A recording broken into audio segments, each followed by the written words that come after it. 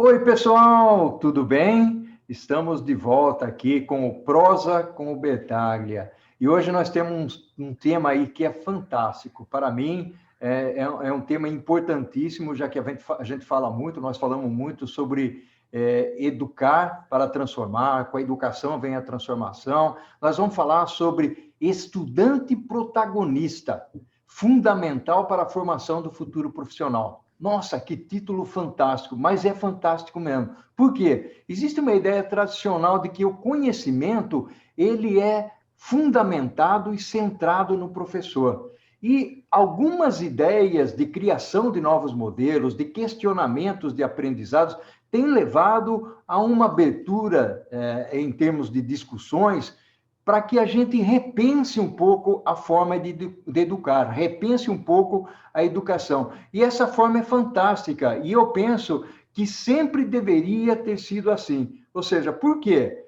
Porque existe uma autonomia do aprendizado. Quem é que tem que aprender, o professor ou o aluno? Então, ao invés do aluno ser um mero espectador, um mero observador dentro da classe, ele passa a ser o centro, ou seja, o protagonista. Então, com esse protagonismo, isso aumenta o processo de aprendizagem, há uma troca de relação com o professor passa a ter uma função muito mais de mentor, de mentoria dentro da classe de aula, do que propriamente alguém que fica fazendo uma exposição oral. Isso é importante.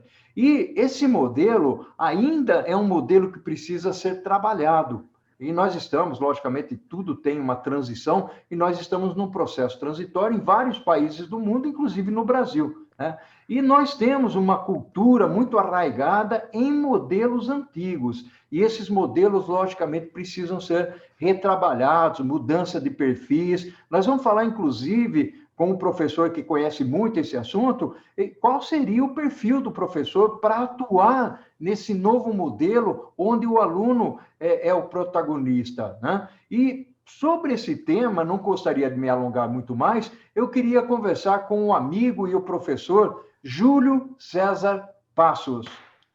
Oi, professor Júlio, que coisa, que bacana para mim, fantástico, uma honra enorme, um orgulho enorme tê-lo aqui para nós prosearmos aqui no Prosa com o Bertaglia e discutirmos um assunto que é tão relevante na sociedade de hoje. Bem-vindo, Júlio.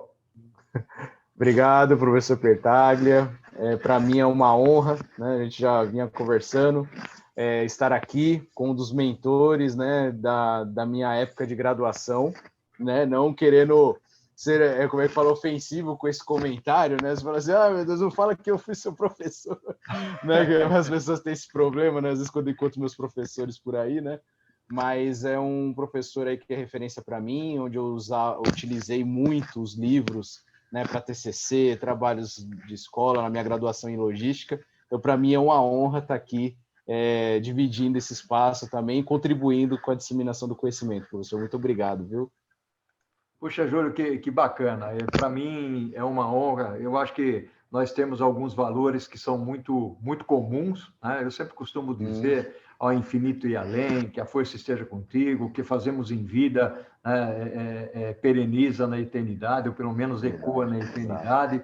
E um tema, ô Júlio, que para a gente conversar aqui, e que inclusive você trouxe esse tema, né? Você sugeriu esse tema, e eu achei fantástico, realmente fantástico, que é o aluno, né, o estudante como protagonista. E aí eu gostaria que você dissecasse um pouco esse assunto, né, se é que a gente pode falar dissecar aqui, como se fosse no laboratório de biologia, né?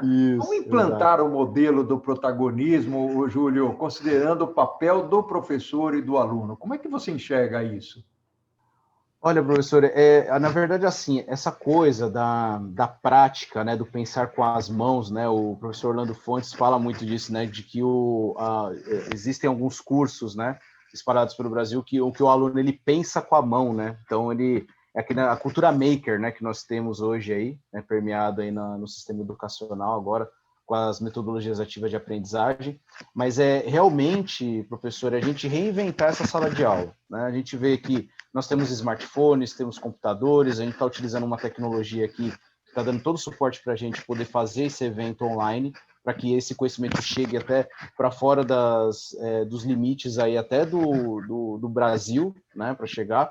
Mas a gente ainda tem um modelo que é ainda muito antigo, professor. A gente tem aquelas carteiras, né, aquelas mesas, uma atrás da outra, e o professor lá na frente, em cima de um pedestal ali, detentor do conhecimento. Mas a gente vê que isso precisa ser modernizado também, professor, para poder acompanhar todas essas mudanças com que o mundo está lidando hoje em dia.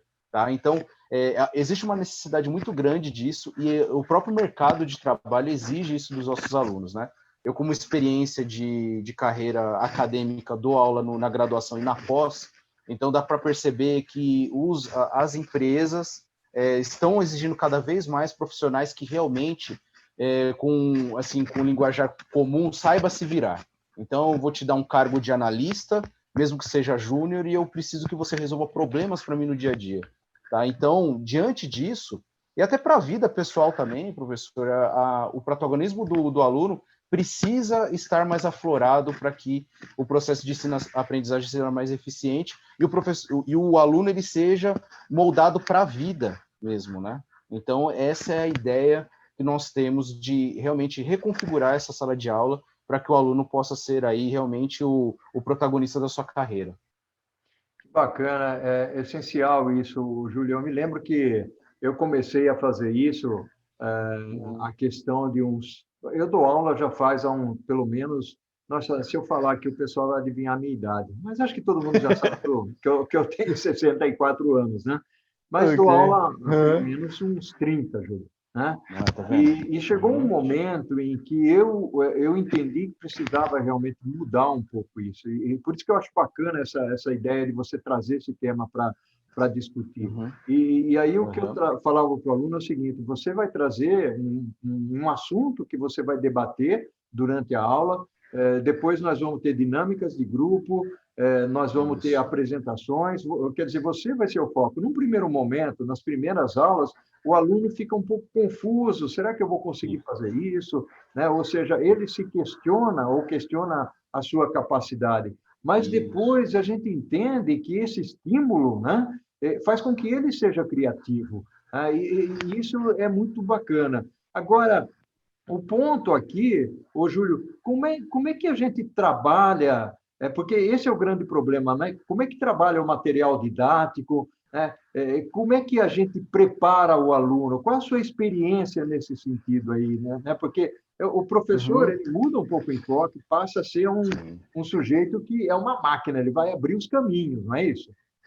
Isso, exatamente. Isso é uma bela observação, uma bela pergunta de reflexão. Inclusive, isso é uma pergunta que eu sempre coloco nos treinamentos e nas lives que eu ministro ao redor do Brasil aí com os professores, né? Agora a gente trabalha essa coisa do protagonismo do aluno, mas a gente não pode esquecer do papel do professor também, que, diga-se de passagem, está sofrendo uma mudança muito, mas muito intensiva e bastante agressiva, até diria, né? Por conta da chegada desse novo normal, né? Muitos professores aí que ficaram no famoso GUS-PIGIS, né? Que geralmente a gente usa esse termo, né? Na sala dos professores. Agora ele tem que gravar videoaula, agora ele tem que gravar podcast, agora ele tem que construir um material que seja interativo para esse aluno que está na casa dele também. Então, existe uma reinvenção muito grande com relação a esse novo processo de ensino-aprendizagem, né? Mas voltando para o ponto que a gente está discutindo aqui, né?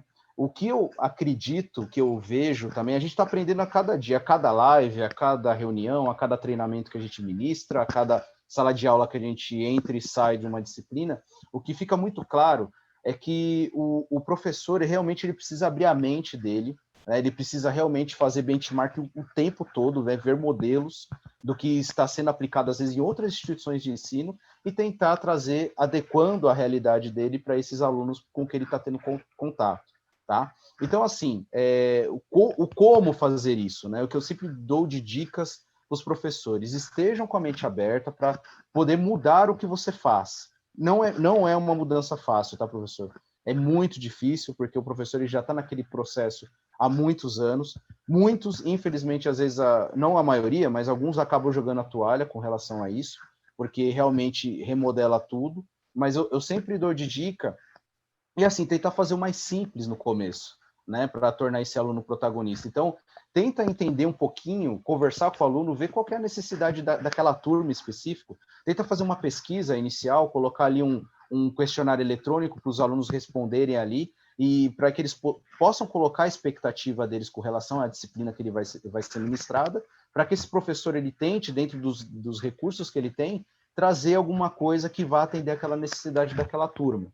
Tá? Então, assim, é o famoso ouvir o cliente, né, que é o nosso aluno, ver o que dá para a gente trabalhar. Eu vejo que muitos professores também, às vezes por falta de recursos também, às vezes trabalham com materiais alternativos, dependendo da faixa etária com que se trabalha da turma, então eles acabam trabalhando com materiais alternativos para poder desenvolver projetos, acabam, assim, trazendo alguns artigos, às vezes, do mercado para esses alunos poderem ler também. Então, é uma coisa que, quando você começa a trazer coisa do mundo real para esse aluno também, o aluno ele começa a ter um significado maior para o aluno, ele começa a enxergar isso, às vezes nas mídias que ele vê, fala, nossa, bacana, esse professor ele trouxe um negócio que eu vi no telejornal, ou então eu vi numa rede social, realmente faz sentido o que esse professor está falando. Então, e assim, tentar falar a linguagem desse aluno também, né? Então, o aluno ele está muito ligado com essa coisa de, dependendo do aluno, com séries, às vezes Marvel, às vezes Star Wars, às vezes essas coisas, acaba aproximando a linguagem do professor com essa turma. Então, quanto mais você se aproximar desse aluno, menos difícil vai ser essa caminhada para tornar esse aluno protagonista também. Claro que existem outras etapas que a gente vai conversar daqui a pouco. Tá? Eu acho fantástico a forma como você coloca, até porque existe uma...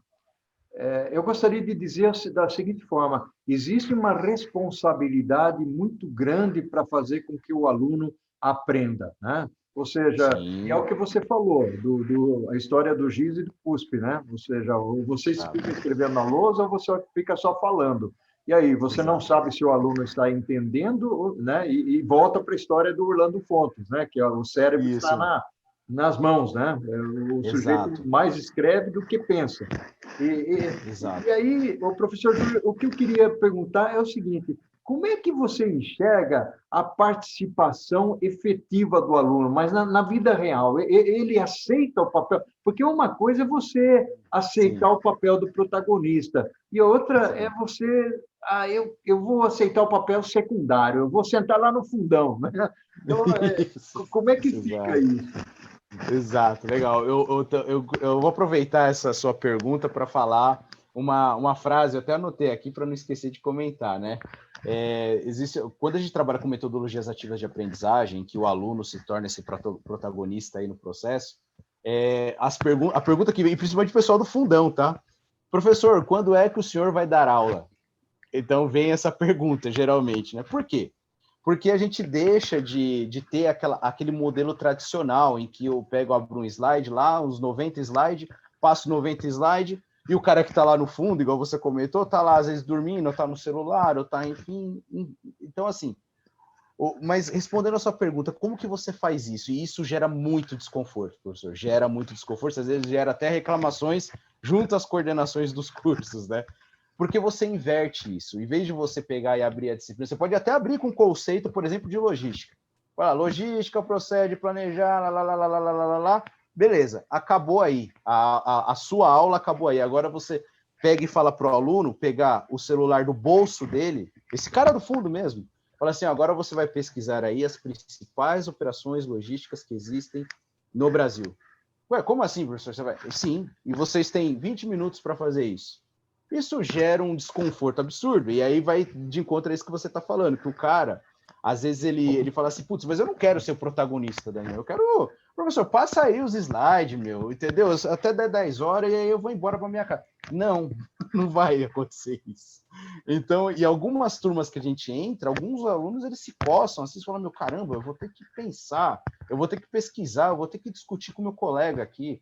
E o que é engraçado, professor, que é muito eficiente também, é que nos trabalhos em grupo, que as metodologias ativas, elas funcionam muito bem, você coloca eles para se autoavaliarem e os colegas avaliarem esses colegas. E aí esse cara que às vezes ele não quer ser o protagonista, ele vai pensar 2 vezes antes dele começar a ficar de bobeira na aula, entendeu? Então, assim, é um desconforto muito grande, não é um processo fácil também. Às vezes alguns professores com quem eu já conversei falam assim: professor, então você pega e joga a responsabilidade para o aluno ele vai pesquisar, ele vai se virar. Não, mas calma lá.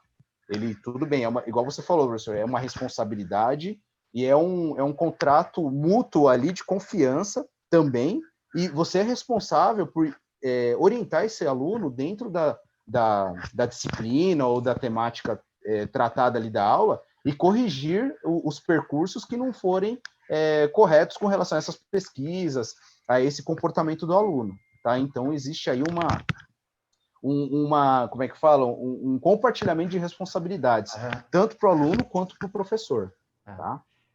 Júlio, professor Júlio, fantástico, meu amigo, está muito legal. Você sabia que nós já passamos do primeiro tempo aqui? Já... você está brincando. Né? Mas eu dei uma bicadinha só no meu café. Então, vai ver que ele já esfriou, né? E agora, para você tomar o seu café, ô Júlio, olha aí, a caneca da DHL. Tem um tremendo da DHL. Gosto muito. Uma empresa exemplo, uma empresa fantástica. Gosto muito deles. Exato. Né? Vamos para o segundo tempo. Nós vamos fazer aqui um breakzinho e nós vamos para o segundo tempo. Pode ser? Pode, claro. Um breakzinho de quantos minutos, mais ou menos? Não, vamos fazer um breakzinho de X minutos e nós voltamos já aqui, tá bom? Tá bom. Fica aí. É vapt-vupt, como diz o Chico Anísio, né? Isso aí, vamos lá. Ótimo. Oi, professor Júlio, essa conversa está fantástica, muito bacana, mas tem um elemento aqui que eu queria chamar a atenção, ou seja, eu falei no primeiro bloco, você comentou em cima dele, que ok, tem aqueles alunos que querem ser as estrelas, né? O Sean Connery, aliás, o Sean Connery morreu esses dias, né? 90 anos de idade. Grande perda. Nosso querido 007, né? 007, exatamente. Ótimo. Então, mas tem aqueles que não são os principais atores na classe. E o ponto que eu chamo aqui é qual é o benefício de ser ator? Qual é o benefício de ser protagonista? A gente fala muito em responsabilidade, em criatividade, em resolver problemas complexos, porque a pessoa passa a participar. Qual a sua visão sobre isso?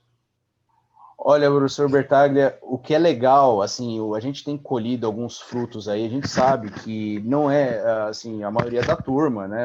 Claro, existem dificuldades específicas, mas os benefícios, quando o aluno ele se torna protagonista do seu aprendizado, são incontáveis, inúmeros aí, até com relação às oportunidades de trabalho que existem para esses alunos. Vou citar um exemplo aqui de uma aluna que eu tive, que se formou agora no final de 2019, e a gente trabalhou a disciplina de empreendedorismo voltado ao estilo startup, né? Então, nós dividimos a sala em grupos. A princípio, essa aluna realmente era uma aluna que não era tão interessada nesse assunto de empreendedorismo voltado para as startups. Mas ela pegou, com o passar do tempo ali, trabalhando, ajudando o grupo, tudo, ela começou a se interessar por isso. E eis que surge uma oportunidade de trabalho, né, uma vaga, né, no qual ela deu uma olhada assim, e teria que ter conhecimentos básicos de startup mindset, né, que eles chamam, né? Que é esses conhecimentos básicos voltados para as startups, a parte de inovação, a parte de criação, né, produto mínimo viável, então, enfim, essa parte de experiências com o cliente. E ela tinha esses conhecimentos. E ela pegou ela falou, vou me inscrever, mas os conhecimentos que eu tenho é tão básicos da disciplina lá do professor Júlio, eu não sei se vai servir. Ela se inscreveu e ela passou no processo seletivo. Né, o pessoal fez a entrevista com ela citou alguns termos que estavam sendo trabalhados dentro da disciplina, e esses termos, professor, que é interessante, ela mesma pesquisou para poder construir a startup do grupo dela, né, junto com o grupo. Então, ela foi protagonista na busca desse conhecimento e ela usou esse mesmo conhecimento para poder participar do processo seletivo no qual ela foi aprovada. Então, assim, né, esse é o benefício. A empregabilidade, ela aumenta de uma maneira exponencial quando você é protagonista na busca desse aprendizado. Existem também diversos outros casos também de outras disciplinas e outros professores também que trabalham com metodologias ativas de aprendizagem também, em que os alunos se deram muito bem aí, com relação ao mercado de trabalho, souberam lidar melhor com pressão, às vezes, na empresa, ou então desenvolver projetos sociais também, por que não? Né? Então, o empreendedorismo social também está aí, negócios de impacto. Então, são benefícios que a gente vê que os alunos eles absorvem quando eles se tornam protagonistas do seu processo de aprendizado. Que bacana mesmo. Tem um ponto, aliás, tem vários pontos aqui que você citou aí, né? Ou seja, até olhar o mundo. Eu fiz uma prosa esses dias com o Diógenes, né? E o Diógenes, a prosa com ele foi como olhar o problema de uma perspectiva diferente, né? E na realidade, a forma como você, professor, está colocando os pontos aqui do protagonista, isso faz com que o aluno perceba uma realidade de uma forma diferente, olhe por perspectivas diferentes, e às vezes um problema que pode parecer gigantesco, ele pode ser resolvido de uma maneira mais adequada, né? E aí tem um ponto, eu converso muito com alguns amigos de empresas, né? Que comentam sobre a maturidade dos alunos, né? E nós estamos indo aí para uma maturidade digital. Em que, professor, o protagonismo pode ajudar no futuro, nessa maturidade digital que nós estamos falando aí? Excelente ponto, inclusive tendo em vista as metodologias ativas de aprendizagem, tendo em vista esse novo normal, tendo em vista tudo isso que está acontecendo no mundo, né, em que toda pessoa tem um smartphone, né, então o que acontece? Todas as atividades práticas utilizadas, claro que a realidade de cada instituição de ensino é diferente, mas a grande maioria das metodologias ativas de aprendizagem tem como base a tecnologia. E o que a gente faz? Existe ainda uma discussão muito grande com relação ao uso do celular dentro de sala de aula. Então, na Unicamp, quando eu fiz meu mestrado, lá no Laut, a gente discutia essa coisa, mas o aluno ele está com o celular, ele não está prestando atenção na minha aula. Tá. Então, como que a gente... Esse é um grande desafio, é um ponto de discussão. Então, como que a gente pode fazer para poder aliar essa ferramenta do smartphone com o processo de ensino-aprendizagem? Então, as metodologias ativas elas ajudam a utilizar esse recurso que já existe na sala de aula, né? Às vezes na falta de uma internet também, às vezes tem um 3G, para que a gente possa desenvolver esses processos de ensino junto com os alunos. Tá? Só para você ter ideia, você falou da coisa da análise do problema, né? As perspectivas do problema. De uma maneira muito prática, o que a gente fez com esses alunos e também outras disciplinas, voltado para logística, engenharia de produção, enfim. A gente utilizou o próprio smartphone do aluno para que ele pudesse entrevistar pessoas reais do mercado mesmo, de comunidades que vivenciavam um problema, para poder entrevistar, ter a opinião deles a respeito de determinados problemas que tinham na cidade. Por exemplo, uma turma de engenharia civil do semestre passado estava analisando a mobilidade urbana aqui de Dayatuba. Então, eles utilizaram o celular para poder entrevistar pessoas e colocar perguntas para essas pessoas para que eles pudessem ter uma opinião realmente de moradores, né, de uma determinada região com relação à mobilidade urbana. Então, essa maturidade tecnológica, ela pode e deve ser aproveitada pelos professores, já que esses alunos já utilizam, de certa forma, essa tecnologia. Então, tende a agregar muito bem, a casar muito bem as metodologias ativas de aprendizagem com o uso da tecnologia, tá? Que legal, que fantástico realmente esse ponto. E olha, professor, eu vou dizer que a nossa prosa realmente está muito bacana, e quanto mais bacana, mais rápido passa, né? E nosso segundo tempo aqui, ele está dizendo o seguinte, Paulo, né, faz a gestão do tempo aí, né? E realmente tem sido um prazer aqui te ouvir, conversar contigo, prosear contigo, né? E sabe, professor, eu gostaria que você passasse uma mensagem para os alunos, no sentido de realmente partir para essa ideia do protagonismo, porque nós estamos numa fase agora de fazer o trabalho de conscientização de professores e de alunos, né? Qual a sua mensagem? Olha, inclusive nos últimos tempos, por incrível que pareça, a mensagem que eu deixo sempre para os alunos é assim, ó, aproveite cada momento da sua graduação, do seu curso técnico, da sua pós-graduação, independente do nível, do seu ensino médio, do seu ensino fundamental, aproveite cada momento para que você possa, de fato, absorver o máximo de conteúdo do seu professor, se for o caso, e principalmente dos colegas. Aprenda com os colegas, compartilhe, né, crie pontes com seus colegas para que você possa trocar, né? Então a gente deixa de ter aquela coisa centrada no professor. Claro, o professor ele tem um papel primordial, né, para poder levar esses alunos para o conhecimento, mas você aprender com o seu colega também é primordial. Essa coisa, às vezes existe ainda uma resistência muito grande, vou fazer trabalho em grupo, mas o João ele é difícil de ser entendido, a Maria também ela pensa diferente de mim, mas aprenda com essas diferenças de pensamento, tá? E a mesma mensagem eu deixo também para os docentes, se os meus colegas me permitirem, né? Realmente se deixam levar pela tecnologia, pelos novos modelos de se pensar, né? Abram a mente para isso.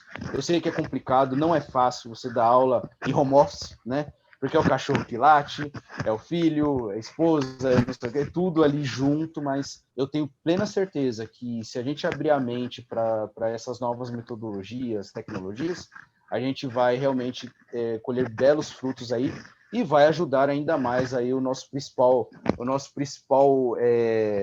o valor aí, que é o aluno, né, na verdade, né? Ajudar o aluno a galgar novos patamares aí no conhecimento. Então, e aí eu finalizo com a minha frase, né, que eu gosto muito dessa frase, né? Recuse-se a voltar para sua casa sem ter aprendido algo novo. Isso é uma coisa que eu carrego para mim aí o resto da vida.